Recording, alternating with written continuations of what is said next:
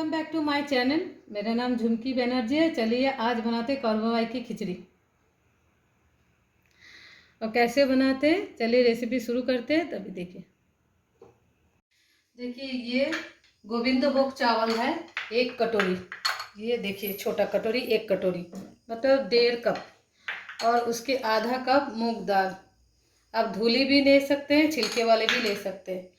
अब चावल और दाल को अच्छी तरह से धो के 15-15 मिनट हम अलग अलग भिगो के रखे हैं।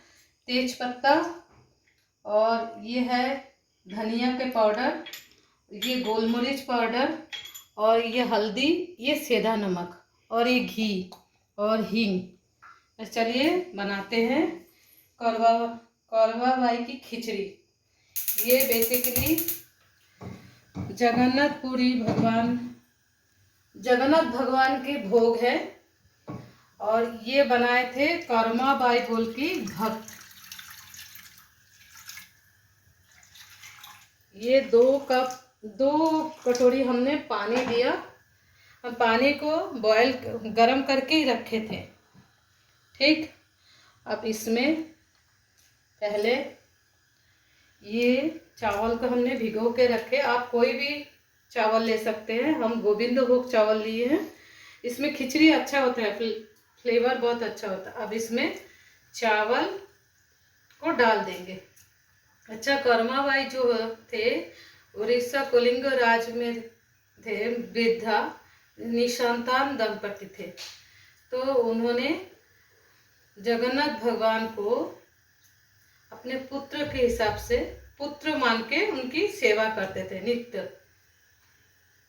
तो ये भोग उन्होंने ही बनाए थे। और कैसे बनाए चलिए हम बताते हैं। तो उनको वो इतना प्रभु श्री जगन्नाथ भगवान को मानते थे और वो अपने पुत्र की तरह प्यार करते थे। इसीलिए वो सुबह सुबह उठ के भगवान जी के लिए खिचड़ी बनाते थे। ठीक, वो सोचते थे जे जगन्नाथ भगवान रात भर भूखे हैं, सुबह उठ के वो खिचड़ी खाएंगे।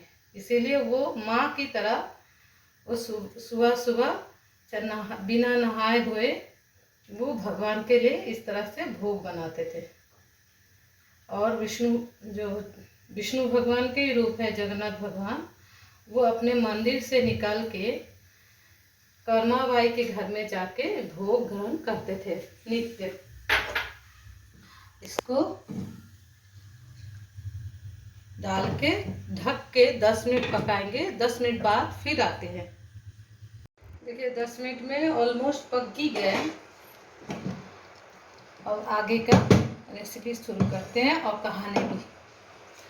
ये 2 तेज पत्ता 3 है और ये है धनिया पाउडर 2 चम्मच और थोड़ा सा। अच्छा, कौरमा बाई जो है बच्चे के रूप से उनको मानते थे, मतलब जगन्नाथ भगवान का। जगन्नाथ भगवान डेली मंदिर से निकल के कौरमा बाई की खिचड़ी खाते थे।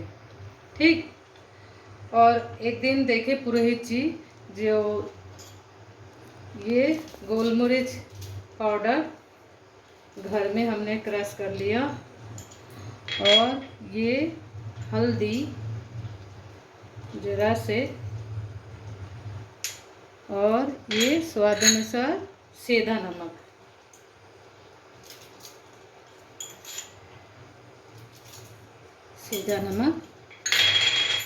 और ये थोड़ा से हींग। अच्छा, फिर भगवान डेली भोग खा के आते थे। ये चीज़ ये देख लिए थे पुरोहित जी। तो पुरोहित जी कौरमा बाई को जाके बोले आप अपना शुद्धता का ख्याल रखिएगा। तो उसके बाद से कौरमा बाई जो है डेली सुबह शुद्ध होके भोग बनाते। लेट हो जाता था तो जगन्नाथ भगवान भूखा रहते थे। तो भोग खाने के लिए मंदिर से निकल के कौरमा बाई के घर में जाके जल्दी जल्दी भोग खा के फिर अपने सिंहासन में मंदिर में लौटते थे। तो देखे एक दिन उनकी मुंह में खिचड़ी लगा था।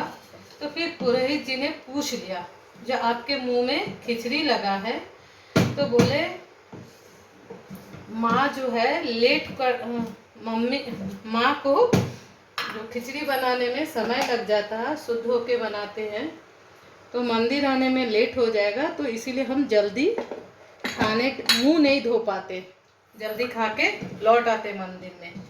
तो ये देख के पुरोहित जी कर्मा भाई को बोले, आप जैसे बनाते वैसे बनाइए, जगन्नाथ प्रभु को मंदिर लौटने में टाइम लग जाता और भूखे रहे, भूख के कारण जल्दी खाते हैं, मुंह भी नहीं धो पाते, मुंह में खिचड़ी लग जाता।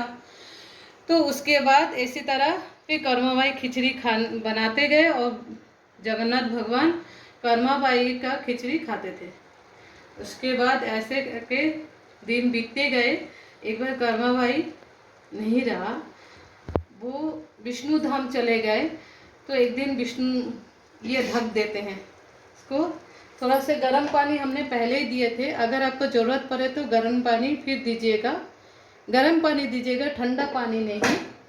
इसको फिर 10 मिनट के लिए हमने इसको ढक देंगे और आगे की कहानी बता देते हैं।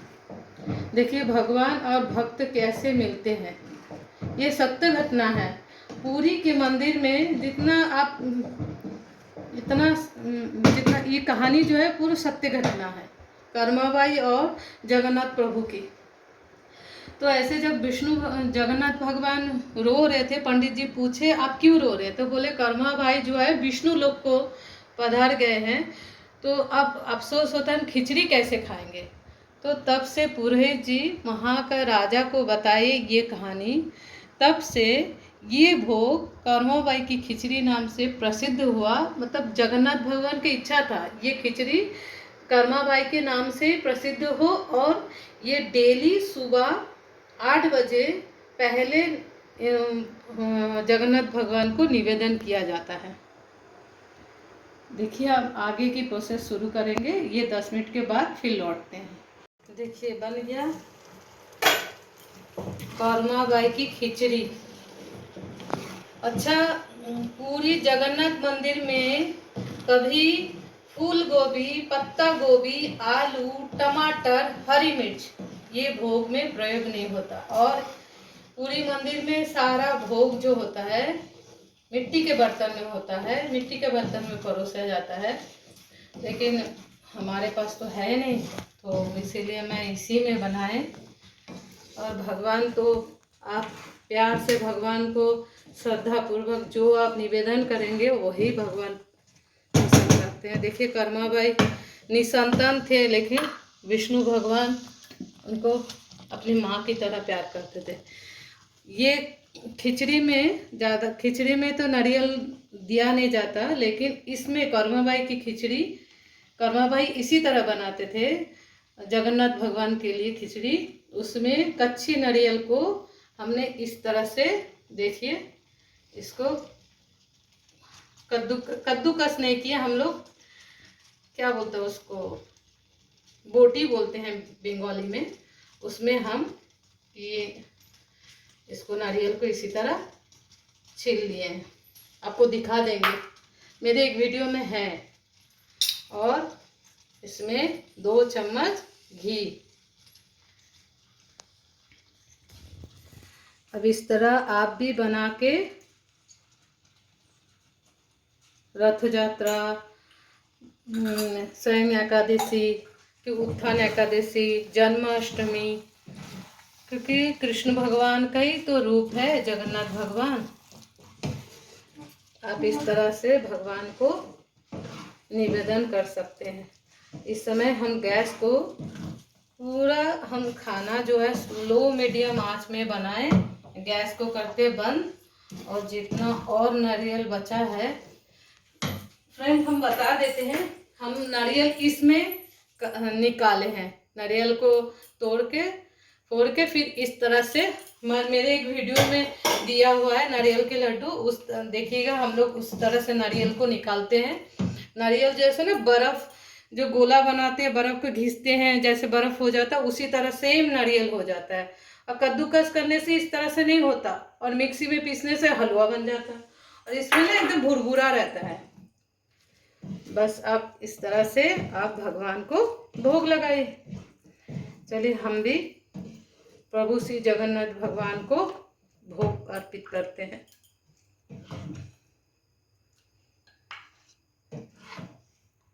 मेरे पास है नहीं बर्तन मिट्टी का, तो हम बोले चलो इसी में।